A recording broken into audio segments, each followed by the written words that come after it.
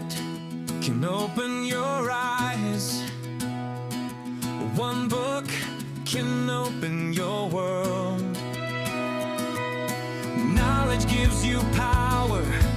Read and rise higher. 9R Tree. Better life begins in a book. Hello, I'm Sebastian. Welcome to 9R Tree's podcast. Today, I will summarize and review the book, Genghis Khan and the Making of the Modern World, by Jack Weatherford offers a bold reappraisal of the Mongol Empire and its lasting influence on global history. Rather than depicting Genghis Khan only as a destructive conqueror, Weatherford presents a nuanced portrait of a leader who built a far-reaching system that promoted merit, religious freedom, mobility, and trade. Drawing on sources from the secret history of the Mongols to Persian and Chinese chronicles, the book traces Temujin's rise from hardship on the steppe to the creation of a transcontinental empire. Weatherford highlights how Mongol governance, commercial policies, and communications reshaped Eurasia, enabling unprecedented exchanges of goods, ideas, and technologies. With clear storytelling and comparative analysis, the book links Mongol innovations to features of the modern world, including standardized administration, diplomatic norms, and interconnected markets. The result is a compelling narrative that challenges old myths while showing how a nomadic confederation helped set the stage for modern globalization. I will give you key takeaways from this book. Firstly, reframing Genghis Khan as builder and lawgiver, Weatherford recasts Genghis Khan as more than a conqueror, emphasizing his role as a system builder who forged unity across fractious steppe societies and diverse conquered populations. Central to this reappraisal is the legal and administrative framework often referred to as the Yassa, which emphasized order, discipline, and protection of trade and diplomacy. Promotion by merit over birth, strict prohibitions on the mistreatment of envoys, and the codification of responsibilities within military and civil life helped stabilize a rapidly expanding empire. Weatherford also examines Mongol attitudes toward women, who held significant authority in domestic, economic, and sometimes political spheres, shaping succession and stewardship while commanders were afield.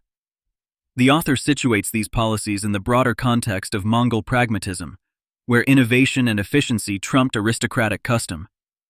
By foregrounding these elements, the book challenges portrayals that focus solely on destruction, arguing that institution building and legal standardization underpinned Mongol success. This reframing invites readers to see Genghis Khan as a leader whose governance practices had durable consequences for Eurasian statecraft and commerce. Secondly, unification of the steppe and military transformation. The narrative follows Temujin's transformation into Genghis Khan through strategic alliances, decisive betrayals, and a clear vision for unifying warring tribes. Weatherford highlights organizational reforms that revolutionized warfare. The decimal system of units, promotion based on performance, coordinated feigned retreats, and unparalleled mobility on horseback. Logistics and discipline allowed relatively small forces to outmaneuver larger, static armies across vast distances.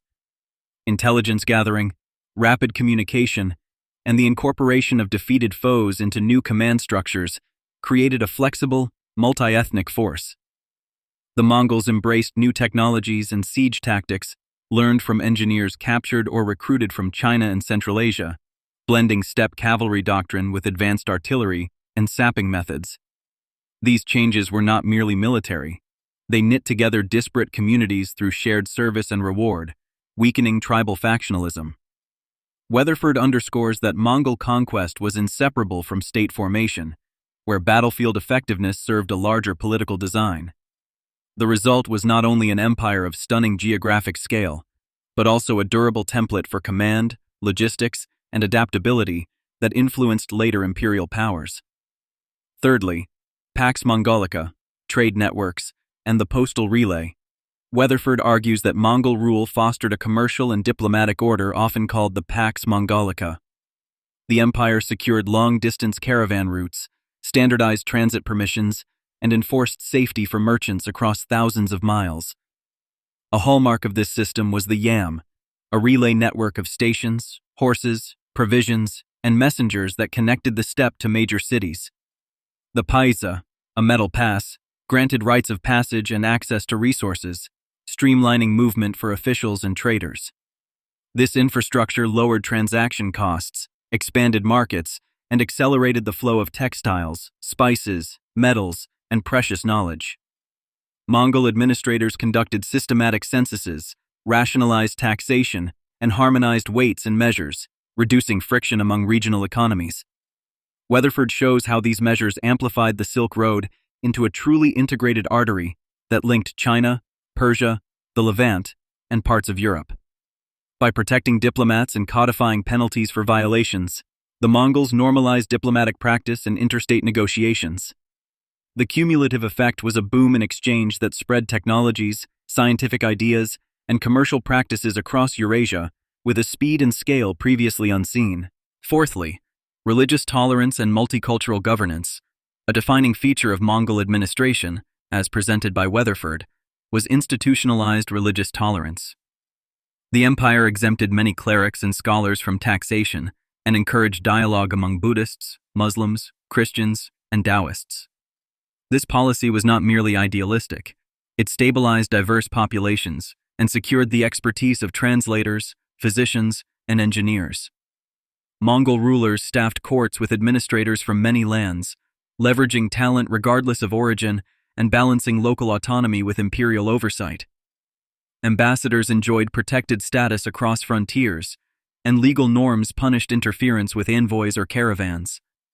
The court hosted interfaith debates, and rulers sought practical knowledge from multiple traditions, whether for medicine, calendrics, or agriculture. Weatherford contends that this inclusive ethos enabled a cosmopolitan administration that adapted to local conditions while maintaining core standards of order and revenue collection. The presence of multi-ethnic elites in chancelleries and fiscal bureaus fostered innovation in record-keeping and policy. By valuing competence over lineage, the Mongol state anticipated more modern notions of pluralism and civil service, demonstrating how tolerance can function as a strategic pillar of governance. Lastly, technology, knowledge transfer, and the roots of modernity. Weatherford links Mongol connectivity to the spread and standardization of key technologies and institutions.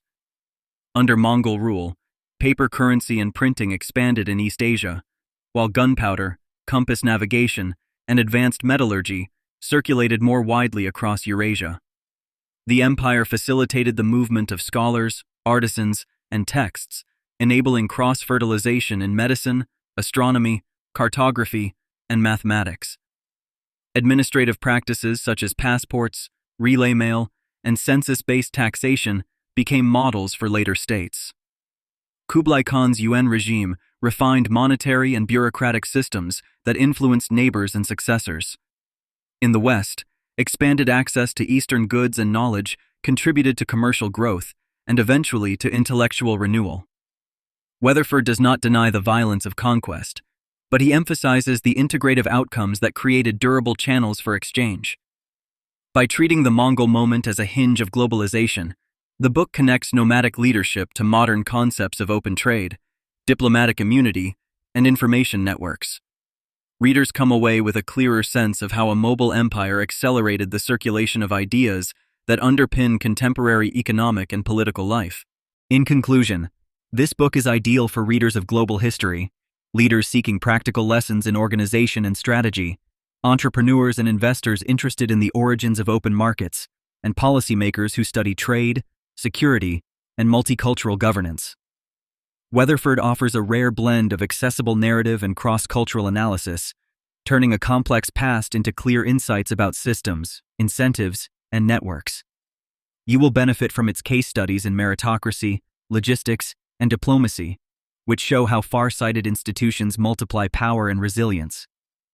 Choose this book over generic biographies or narrow military histories because it bridges biography with institutional history and economic development.